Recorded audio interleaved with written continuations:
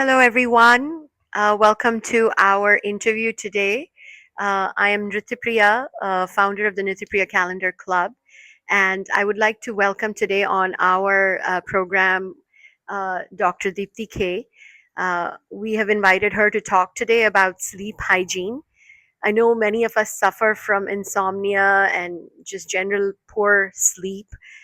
So today we're fortunate to have Deepti with us to enlighten us, shed a little light, and give us a little bit of a preview into how she solves this problem of insomnia that plagues millions of people in the world. With that being said, I'll hand over the mic to Dr. Deepti.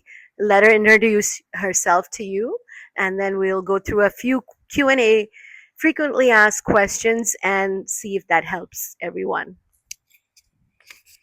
Thank you so much, Priya, for inviting me to this lovely forum.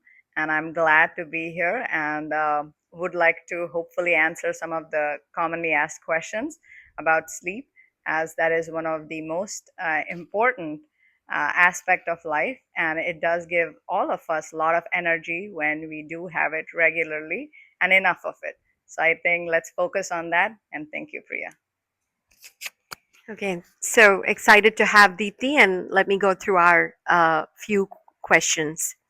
So the first one for you, Deepti, is can you just walk us through your typical evening wind down routine? Sure, thank you. So basically, I try to keep the most important thing that I have found so far is you keeping the routine exactly, pretty much, or exactly at the same time. I initially, when I started this journey, I started putting alarms on, so I knew what time I had to go to bed.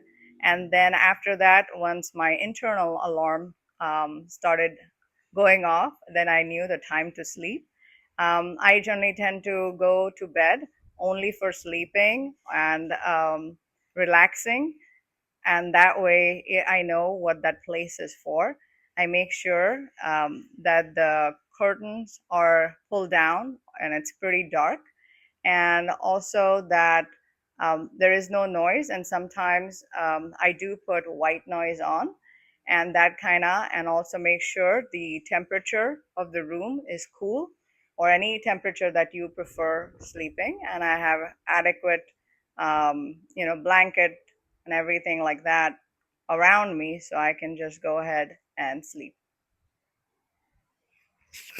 Wonderful. I think those are the basic things that I think we all need to keep in mind in order to have that good quality sleep. I think one of the important points that she hit on was separation of spaces.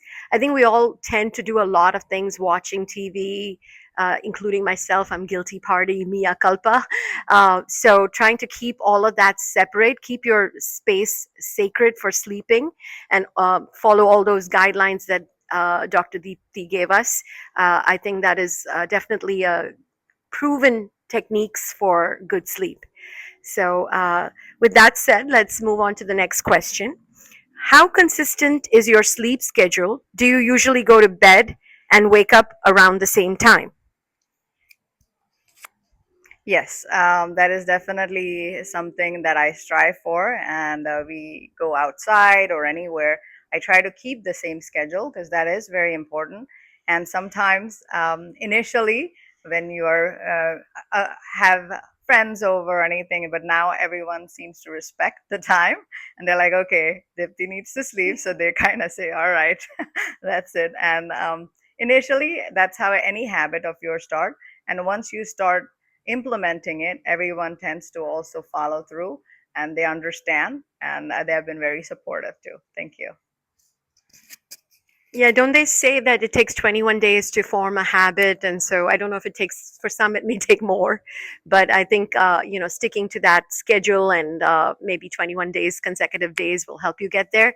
And I, for one, can attest that Deepti is very punctual about when she sleeps. I was her roommate on a cruise, and I would tiptoe into the room, worried that I would waken her up. And so, definitely gave her respected her, and also got inspired and motivated by her to do even this program, because I could see that there was a lot of fun happening, but she stayed disciplined. So hats off and kudos to her for being very good with that schedule.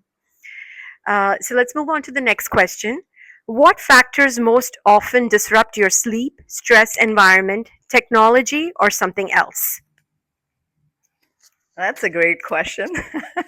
Now, being a mom of teenagers and my husband as well, and they do come and they try to knock sometimes, and they do sometimes try to say, "Oh, I want to take a shower right in your room or do something," and then, but they're learning again.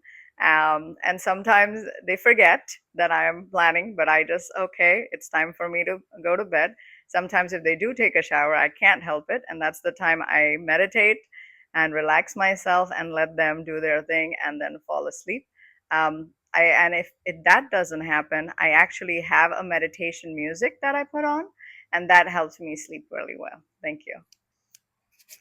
Yeah, great. I think it's an important point that it's not just us getting into the habit of doing things, but also educating people around us about how we want to go about our schedule, and educating them, and then them respecting that. And then who knows, maybe they will start adopting those practices for themselves as well. And I think Deepti's been giving us some great tips on white noise, meditation music. And so we'll share some links in the video in the comment section below, so that you can access those pieces of information. Um, so moving on to the next question, how do you feel when you wake up? Rested, groggy, or needing more sleep? That's a great question. Most of the times, I actually do feel excited because of my job. There are times that I have tried to use green tea or just relax if I did not get my whole 7 to 8 hours. But since I know meditation and I do practice it, it helps me immensely with feeling a lot more energetic. And as I said, anytime if anything comes across me that is more challenging than usual, then I will be listening to the meditation music. Well, wonderful. And then we'll just move on to our last question of the day. Um, do you engage in any sleep supporting habits, such as limiting caffeine, journaling, meditation, or reducing screen time before bed? Absolutely. That's how I get the sleep. And it is all about daily small practices. As we all know, we have read books like Atomic Habits and um, anything we have to start small and one day. So people say, "Oh, I'll start tomorrow," but tomorrow really never comes. So I always say start today. So any of you are having challenges with sleep, it's all about your mindset as well, just like with any other habit. And you have to go every time same time, have a routine, tell everyone else, and then you will get it done. And also, I do not take caffeine most of the time. Occasionally, I do have green tea, or if it's on a vacation, I'll have some caffeine. But I know what effect it's going to have on me, and then I'm prepared. Okay, tonight I may get less sleep or may have disturbed sleep. I do not drink alcohol or any other forms of habits that will disturb my sleep. So that is something that I have been practicing for a few years now, and it has definitely helped me and given me more energy than before. Thank you so much for all that great information. I think it is so important to realize how important sleep is for us. Many people have asked me about my weight loss journey, and while I was going through some self discovery and exploration, one of the things that I kept reading about was how important the quality of sleep was, and how important it was to get those minimum number of hours of sleep. And so, if we can follow Deepti's advice on how to remove all those impediments that prevent you from sleeping, whether it be alcohol, caffeine, just maintaining a cooler temperature in the room, not watching TV, not eating, just keeping that sacred space for sleeping. I think it would really help. And also, it's all about this following the circadian rhythm, right?